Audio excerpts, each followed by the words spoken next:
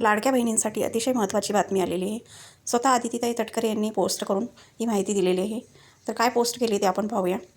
लाडक्या बहिणींनो, KYC पूर्ण करण्यासाठी अंतिम तारीख ही 31 डिसेंबर 2025 आहे.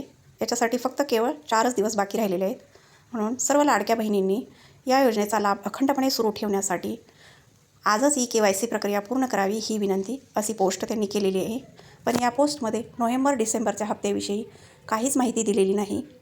KYC करून घ्या हे अगदी न चुकता त्यांनी सांगितलेलं आहे, पण आपला नोव्हेंबर आणि डिसेंबरचा हप्ता कधी मिळणार याविषयीची काहीही माहिती दिलेली नाही. डिसेंबर महिना संपत आला तरीही अजून नोव्हेंबर आणि डिसेंबरचे पैसे लाडक्या बहिणींना मिळालेले नाहीत आणि याविषयीची आत्ता सध्या तरी कोणतीही अपडेट आलेली नाही.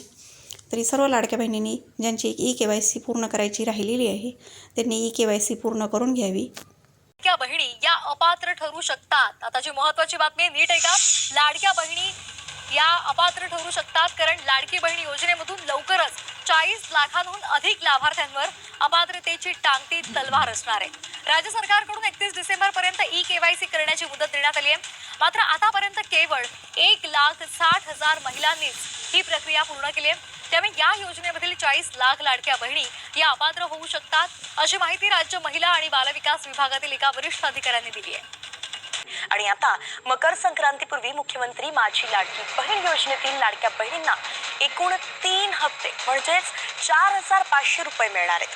त्यातील नोव्हेंबर महिन्याचा लाभ पुढील आठवड्यात जमा होण्याची शक्यता आहे. शिवाय मकर संक्रांतीपूर्वी डिसेंबर आणि जानेवारीचे असे 2 हप्ते सुद्धा एकत्रित मिळतील, म्हणजेच 3,000 रुपये एकत्रित देण्याचं नियोजन सुरू आहे.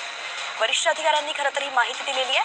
लाडकी बहीण योजनेचा लाभ सुरू ठेवण्यासाठी KYC बंधनकारक करण्यात आलेली आहे आणि त्यासाठी 31 डिसेंबरची मुदत सरकारकडून दिली गेली आहे. अशाच नवनवीन अपडेटसाठी चॅनलला सबस्क्राईब करा, व्हिडिओला लाईक करा, शेअर करा. थँक्यू.